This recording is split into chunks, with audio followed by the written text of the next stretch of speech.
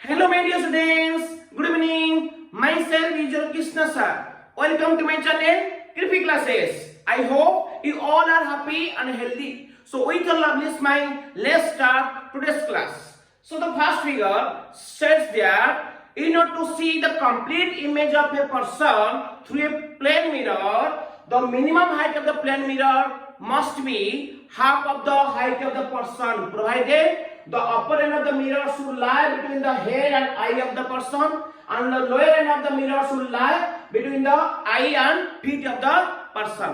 तो क्या कहता है फास्ट फिगर, ध्यान से सुनो. वो कहता है एक प्लेन मिरर के थ्रू एक पर्सन का पूरा बॉडी का जो इमेज देखने के लिए, तो ये मिरर प्लेन मिरर का मिनिमम हाइट पर्सन का हाइट का आधा होना चाहिए. कंडीशन क्या है ना, मिरर का जो अपर एंड M1 पर्सन के हेड और आई के बीच में होना चाहिए, और मिरर का जो लोअर एंड M2 पर्सन के आई और फीट के बीच में होना चाहिए. इसको हम प्रूव करेंगे, देखेंगे कैसे. ये मिरर का जो हाइट है, प्लेन मिरर का हाइट मिनिमम हाइट, तो वो पर्सन का आधा होगा. आई बात समझ में. तो ये कॉन्सेप्ट कहता है अगर प्लेन मिरर के अंदर एक बॉडी का एक पर्सन का एक ऑब्जेक्ट का पूरा का पूरा फुल इमेज देखेंगे, कंप्लीट इमेज देखेंगे, तो जो मिरर प्लेन मिरर का मिनिमम हाइट क्या होना चाहिए, वो पर्सन का पूरा एग्जैक्टली आधा हाइट होना चाहिए. चलो उसको प्रूव करके देखते हैं. ठीक है, तो यहाँ पे थोड़ा रे डायग्राम देख लो. मैंने लिया है एच एफ. ये एच होता है पर्सन का हेड, एफ होता है पर्सन का फीट, और ये ई जो रखा है मैंने, ई होता है पर्सन का आई, आंख. ठीक है, तो ये होता है प्लेन मिरर M1 जिसका अपर एंड और M2 जिसका लोअर एंड. चलते हैं. एक रे आया, देखो ये ब्लू वाला रे हेड से आया, मिरर का M1 पॉइंट पे गिर के रिफ्लेक्ट हुआ, कहां पे गया, आई को गया.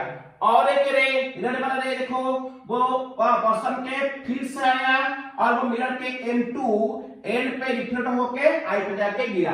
ठीक है, तो यहाँ पे दोनों रे जाके मिलते हैं. तो देखेंगे कैसे ये मिरर का जो हाइट है, मिनिमम हाइट, वो पर्सन का हाइट का आधा होगा. मतलब एच से एफ जो पर्सन का हाइट है उसका आधा होगा. तो in order to do that let's draw some diagrams. तो थोड़ा डायग्राम कुछ करेंगे. यहाँ पे देखो ध्यान से, तो मैं करता हूं. तो यहाँ पे M1 पॉइंट पे देखो नॉर्मल ड्रॉ करो मिरर के ऊपर M1 पॉइंट पे, क्योंकि M1 पॉइंट भी इस रे के लिए पॉइंट ऑफ इंसिडेंस. तो यहाँ पे मैंने नॉर्मल ड्रॉ कर दिया.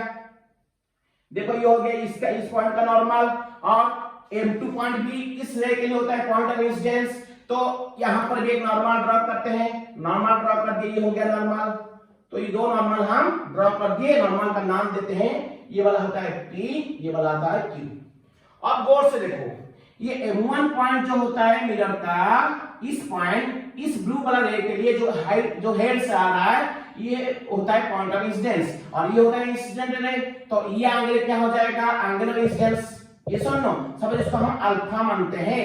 आई बात समझ में. तो ये जो रे उस पॉइंट के लिए क्या हो गया, रिफ्लेक्टेड रे, और ये होगा उसका नॉर्मल. तो ये होगा उसका एंगल ऑफ क्या है, रिफ्लेक्शन, और ये अल्फा होगा, ये भी अल्फा होगा. क्यों, from laws of reflection you know angle of incidence is equal angle of reflection. ठीक है. अच्छा, अभी ये वाला ट्रायंगल और ये वाला ट्रायंगल को गौर से देखो ये angle same, M1P common side, और ये एंगल 90 और ये एंगल भी क्या है 90. तो ये दोनों ट्रायंगल क्या होगा, कॉन्ग्रुएंस होगा. कॉन्ग्रुएंस कैसे ना, angle common side right angle, angle common side angle. तो क्या होगा, एंगल साइड एंगल. इसी हिसाब से वो कॉन्ग्रुएंट होगा. ASA congruent, angle side angle congruent होगा.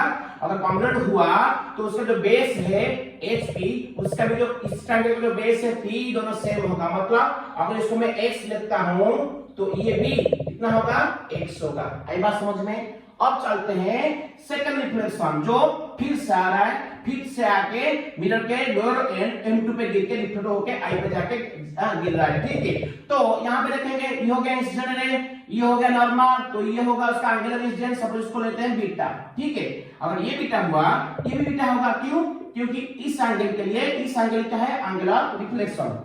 अगर ये एंगल ऑफ इंसिडेंट है तो ये होगा एंगल ऑफ रिफ्लेक्शन, दोनों एंगल सेम होंगे।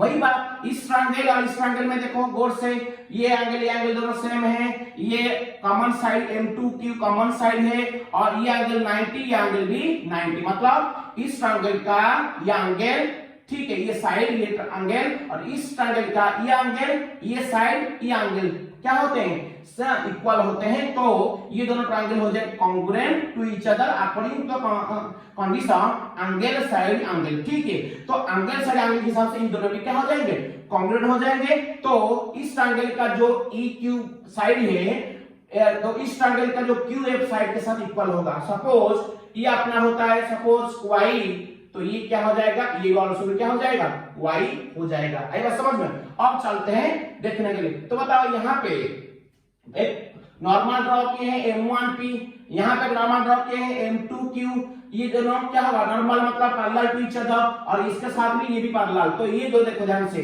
P M1 M2Q ये पैरेललोग्राम हो गया। अगर पैरेललोग्राम होता है तो उनका अपोजिट साइड क्या होंगे, इक्वल होंगे। तो M1 M2 जो है किसके साथ इक्वल होगा बताओ, M1 M2 किसके साथ इक्वल होगा, उसका अपोजिट साइड देखो PQ के साथ इक्वल होगा। Is that clear.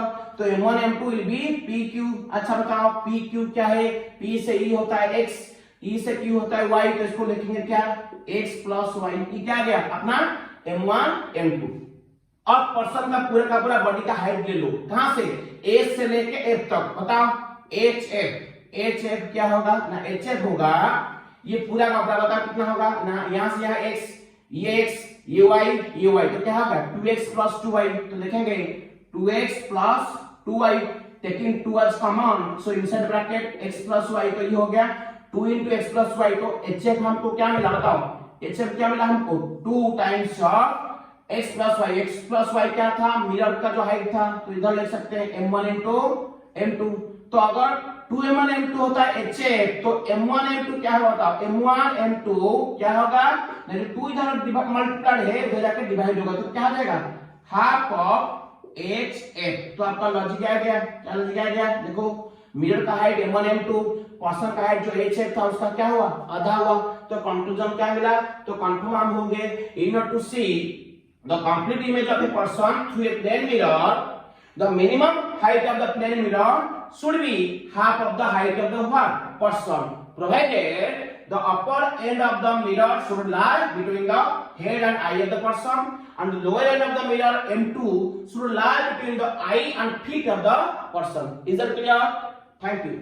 चलते हैं नेक्स्ट क्या कहता है ना, ये होता है एक वॉल, ये होता है एक मिरर M1 M2। क्या कहता है, ये कहता है in order to see the complete wall behind us through a plane mirror, the minimum height of the plane mirror should be 1/3 of the height of the wall, provided the observer should act in the middle of plane mirror and the wall।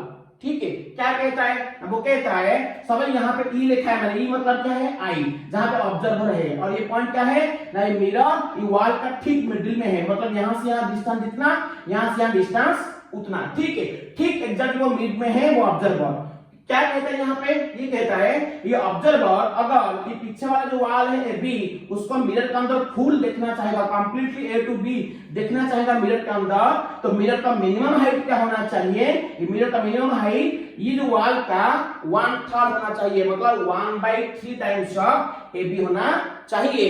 Condition क्या है ना, observer must be at the middle of the mirror and the wall. ठीक है, ये होना चाहिए। तो आएगा समझ में, चलते प्रूव करते हैं। तो क्या समझ में आएगा ये स्टेटमेंट क्या कह रहा है ना, in order to see the complete wall behind us through a plane mirror.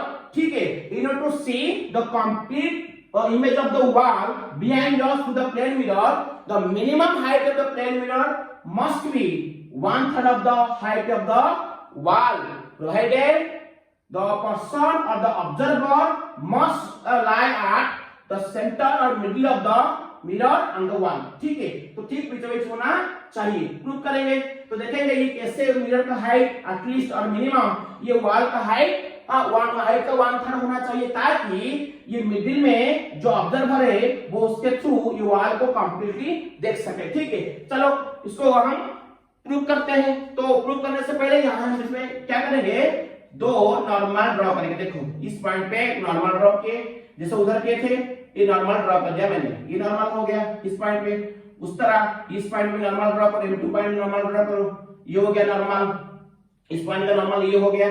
ठीक है, इसका नाम देते हैं, इसका नाम दिया मैंने P, इसका नाम दिया मैंने Q। आई बात समझ में? तो नॉर्मल ड्रॉ कर दिया। अच्छा, और एक लाइन में करूं, ऐसे इस E पॉइंट पे ये मिरर के साथ, ये वॉल के साथ एक पैरेलल लाइन ड्रॉ करूं। ठीक है, एक पैरेलल लाइन ड्रॉ करूं, ये हो गया पैरेलल लाइन।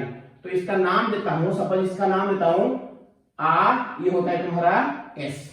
ठीक है, अच्छा अब गौर से देखो, गौर से देखो और समझो क्या है। तो बताओ, एक एक्जिम था, आप हाई स्कूल में पढ़े हो, क्या पढ़े हो ना, एक ट्रायंगल लिया, this is a triangle A B C, उसका तीनों side A B B C A C, उसका तीनों साइड। अच्छा, ए बी का मिड पॉइंट मैंने लिया P सपोज, ए सी का मिड पॉइंट लिया Q सपोज।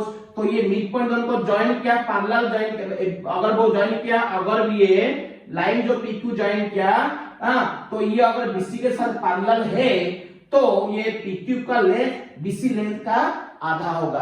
तो स्टेटमेंट क्या कहता है, एक्जिम क्या कहता है, ज्योमेट्री का क्या कहता है, the line joining the mid points of two sides of a triangle if parallel to the third side of the triangle, then it is equal to the half of the length of that third side. क्या कह रहा है, अगर एक triangle के दो side के mid point को ज्वाइन करता हुआ लाइन तीसरे साइड के साथ पैरेलल है, तो उसका लेंथ वो तीसरी साइड लेंथ का ठीक आधा होगा। आई बात समझ में? वो एक्जिम लेके हम यहाँ पे प्रूव करेंगे, गौर से देखो। ठीक है, चलते हैं ऊपर वाला केस। ये होता है M1 पॉइंट, ये सुनो M1 पॉइंट, यहाँ पे ये ब्लू वाला रे के इंसिडेंट हुआ और रिफ्लेक्ट होके जाके आई पे गिर रही है। और एक रे, ये जो वॉल का जो लोअर बटन है बी से एक लाइट इंसिडेंट होके M2 पॉइंट पे मिरर का लोअर एंड में गिर के रिफ्लेक्ट हो रहा है आई की ओर। ठीक है, तो ये हो गया डायग्राम का कॉन्सेप्ट। तो अभी चलते हैं, देखेंगे, वो प्रूव करेंगे। ये जो M1 M2 होगा वो वॉल का, इसका जो मिनिमम हाइट होगा वो वॉल का क्या होगा,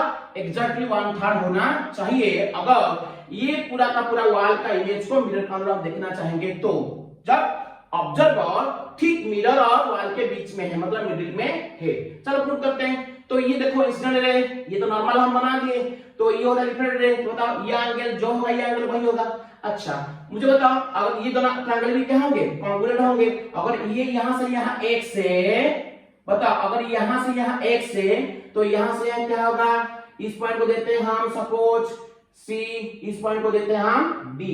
बताओ ये एक C से R क्या होगा, X होगा। अगर ये होता है तो E से C क्या होगा, ऑल्सो X। ठीक है, अच्छा अगर ई ट्रायंगल भी देखो, ये दोनों ट्रायंगल क्या होगा, कॉन्ग्रुएंस होगा, जैसे वहां पे किए थे होगा। तो ये अगर होता है y, यहां से यहां अगर होता है y, कहां से S से D, अगर S से D होता है y, तो बताओ D से E भी क्या होगा, ऑल्सो y होगा। आई बात समझ में? तो D से E भी y होगा। ये पॉइंट होता है तुम्हारा E का क्वेश्चन। क्लियर? क्योंकि इस ट्रायंगल दोनों कॉन्ग्रुएंट होंगे, दोनों एंगल सेम है, राइट एंगल कॉमन साइड, तो एंगल साइड एंगल के हिसाब से कॉन्ग्रुएंट होंगे। कॉन्ग्रुएंट हुआ तो इसका बेस सेम होगा। अगर ये x है ये भी x हो जाएगा, अगर ये x है तो ये भी क्या हो जाएगा, अगर ये x है तो ये भी x हो जाएगा। सिमिलरली था, ये दोनों कॉन्ग्रुएंट हो गए, क्योंकि ये एंगल इक्वल ये एंगल, और ये कॉमन साइड, और ये होता है राइट एंगल। दोनों का एंगल साइड एंगल एक दूसरे से क्या है, कॉन्ग्रुएंट है, तो ये ट्रायंगल कॉन्ग्रुएंट होगा। तो उसका बेस d, इसका बेस d सेम होगा। अगर इसका BC dy है तो इसका भी क्या होगा, ये भी क्या होगा, ये भी उसका y होगा। आई बात समझ में? तो हो गया। अभी बताओ, और ये y हुआ, और एक स्टेटमेंट पढ़ते हैं, वही स्टेटमेंट में जो अभी कहा, क्या कहा, the line joining the mid points of two sides of a triangle if parallel to the third side, then that length of that line is half of the length of the third side।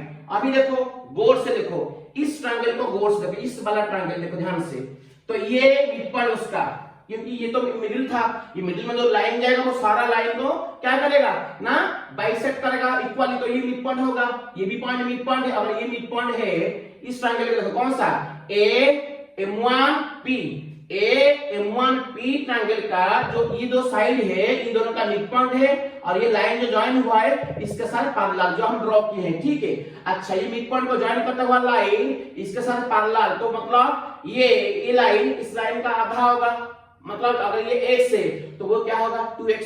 अगर ये line इस line का आधा है तो ये उसका double होगा, ये x है तो ये क्या हो जाएगा यहां से यहाँ 2x होगा। आई बात समझ में, 2x। सिमिलर इधर आते हैं, कहां इधर आते हैं बताओ, तो ये दोनों ट्रायंगल क्या हो गया, कांग्रुएंट होने के बाद ये x हो गया, ये x हो गया। अब देखो QM2B ट्रायंगल में ये मिड पॉइंट है S किसका, BM2 का, और D मिड पॉइंट है किसका, QM2 का। ये दोनों मिड पॉइंट है और लाइन जो उनको ज्वाइन किया है वो बेस के साथ पैरेलल है जो हम ड्रॉ किए, ठीक है। तो मिड पॉइंट ट्रायंगल का दो मिड पॉइंट को ज्वाइन करता हुआ, एक ट्रायंगल का दो साइड के मिड पॉइंट को ज्वाइन करता हुआ लाइन अगर थर्ड साइड के साथ क्या होता है, पैरेलल होता है, तो वो लाइन वो थर्ड साइड का क्या होगा, ठीक आधा होगा, मतलब वो थर्ड साइड इसका डबल होगा। अगर ये उसका आधा है तो ये उसका डबल होगा। अगर ये y है तो ये क्या हो जाएगा बताओ, 2y हो जाएगा, क्या हो जाएगा 2y। अगर ये y है ये क्या होगा 2y। अब देखो ध्यान से, ये हो गया 2x, ये क्या हो गया बताओ, यहां से यहां हो गया 2y। अच्छा, ये क्या है बताओ, ये क्या है ना, यहां से यहां x, यहां c से ex, e से d होता है y, तो ये पूरा क्या हो जाएगा x प्लस y। अब बताओ ये पर्सन का जो ये जो वॉल का जो पूरा का पूरा क्या हुआ ना, हाइट वो कितना होगा a से b, कितना होगा a से b, a से p होता है 2x, p से q होता है x प्लस y, और q से b क्या होता है 2y। तो बताओ ये पूरा क्या हो जाएगा, ये पूरा होगा ab जो हाइट है वॉल का कितना होगा बताओ ना 2x प्लस ये क्या है x प्लस y प्लस ये क्या है 2y। तो बताओ क्या हुआ, a b क्या हुआ 2x, x क्या हुआ 3x प्लस y 2y क्या होगा 3y, taking 3 common, so it will be 3 whole into within bracket x plus y। बताओ x प्लस y किसका लेंथ है pq का, तो लिखेंगे b equals to 3 times of pq। So बताओ 3 टाइम्स ऑफ pq मतलब 3 टाइम्स ऑफ pq किसके साथ इक्वल है m1 m2, क्यों ना ये दोनों नॉर्मल है, पैरेलल टू ईच अदर, ये दोनों पैरेलल ऑलरेडी है, तो ये अपनी साइड पैरेलल होते हैं तो ये पैरेललोग्राम हो गया जिनका अपनी साइड क्या होगा इक्वल होगा। तो pq m1 m2 साथ इक्वल होगा, तो pq के जगह हम लिखेंगे m1 m2। तो बताओ अगर 3m1 m2 होता है b, सो m1 m2 क्या होगा ना 3 इधर मल्टीप्लाई इधर आकर डिवाइड होगा। तो बताओ m1 m2 means height of the mirror equal क्या होगा 3 इधर मल्टीप्लाई इधर का डिवाइड होगा, क्या होगा 1/3 times of height of the wall, जिसको हम प्रूव करना था। आई बात समझ में। तो in order to see the complete image of a wall through a plane mirror, the minimum height of the plane mirror m1 m2 must be 1/3 height of the wall provided the person or observer must lie at the middle of the mirror on the wall। आई बात समझ में, good. अब चलते हैं third को। Third में देखो दो मैंने प्लेन मिरर लिया है, ठीक है, जिनके बीच में एंगल होते हैं 90, मतलब वो एक दूसरे के साथ क्या है परपेंडिकुलर, ये 90 डिग्री में है मतलब परपेंडिकुलर, ये दोनों रिफ्लेक्टिव साइड अंदर की ओर है। अच्छा, अब एक रे ए से आया, इंसिडेंट हुआ कहां पे m1 मिरर पे, कौन सी पॉइंट पे O1 पॉइंट पे, और वहां से रिफ्लेक्ट होगा, रिफ्लेक्ट होकर आ गया दूसरी मिरर की ओर, दूसरी मिरर क्या होता है ये M2 को आया और कहां पे आके गिरा O2 पे आके गिरा, और वहां से वो रिफ्लेक्ट होके O2B पाथ में चला गया। तो यहाँ पे एक्सियम क्या कहता है, अगर ये दोनों मिरर एक दूसरे से परपेंडिकुलर है तो ये जो इंसिडेंट रे आ रहा था और वो रिफ्लेक्ट होके फाइनली जो O2B में जा रहा है वो 180 डिग्री एंगल डेविएट होगा, तो मतलब एंटी पैरेलल मूव करेगा। ये कैसे आ रहा है ऐसे, उसके साथ पैरेलल जाएगा बट ऑपोजिट, मतलब एंटी पैरेलल, मतलब 180 डिग्री डेविएशन होगा। इसको हम प्रूव करना है, तो क्या करेंगे वही बात, यहाँ पे दो नॉर्मल ड्रॉ करेंगे। देखो ये मिरर के ऊपर यहाँ पे एक नॉर्मल ड्रॉ कर दिया मैंने, ये हो गया नॉर्मल।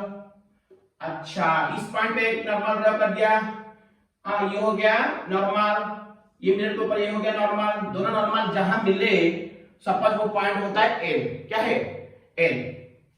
ध्यान से देखो ये 90 डिग्री है, अगर 90 डिग्री है सपोज जो मिरर, इस मिरर M1 के ऊपर जो लाइट इंसिडेंट हो रहा है AO, सपोज वो कितना एंगल में हो रहा है, ये थीटा एंगल में हो रहा है। अगर ये थीटा है तो जाहिर सी बात ये क्या हो जाएगा theta. You know this point के लिए ये इंसिडेंट रे, ये रिफ्लेक्टेड रे, तो ये नॉर्मल एंगल में incidence must be equal to angle of reflection. अगर ये थीटा होगा तो ये भी थीटा होगा। आई बात समझ में? अच्छा, अगर ये थीटा हुआ तो ये वाला एंगल कितना होगा बताओ?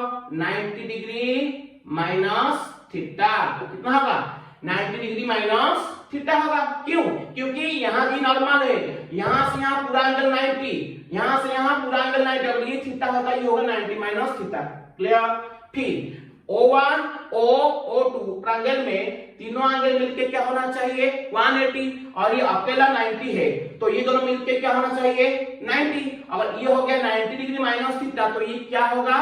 थीटा होगा, ताकि दोनों मिलके क्या हो जाए? 90, और ये 91 हो जाएगा पूरा angle sum property of triangle. आई बात समझ में? अच्छा, अगर ये थीटा होगा बताओ ये क्या होगा?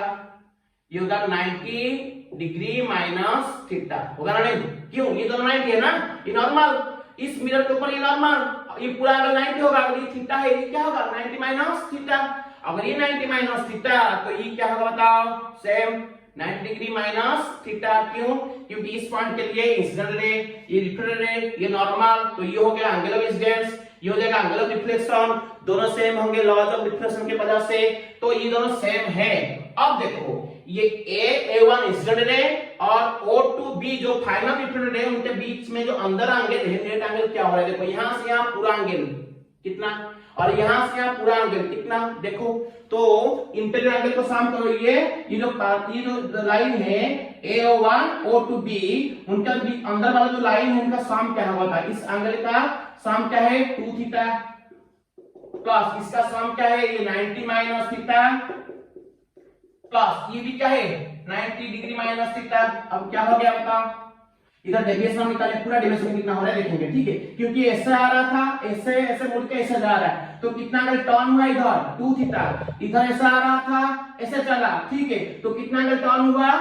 90 माइनस थीटा, 90 माइनस थीटा, तो टोटल कितना टर्न हुआ, मतलब टोटल कितना डेविएट हुआ तो देखेंगे क्या होगा बताओ? नहीं हो गया 99 to 180 डिग्री, प्लस ये 2 थीटा था, ये हो जाएगा माइनस थीटा, माइनस में क्या हो जाएगा? माइनस 2 थीटा, तो 2 theta plus minus 2 theta cut जाएगा, तो डेल डेविएशन क्या रहेगा?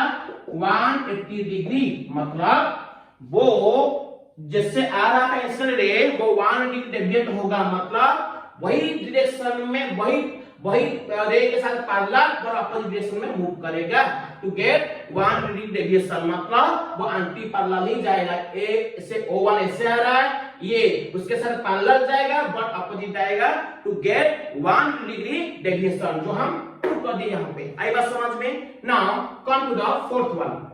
यहाँ पे देखो भाई, दो मिरर लिया है मैंने, M1 OM1 एक मिरर है, दूसरा मिरर होता है OM2, ठीक है? यहाँ पे वो मिले हुए हैं और उनके बीच में जो एंगल है वो थीटा है। कितना? थीटा। तो डायग्राम देखो, एक रे AO1 M2 के साथ पैरेलल आया, देखो किसके साथ? M2 के साथ पैरेलल आके M1 पे गिरा, कहां पे गिरा?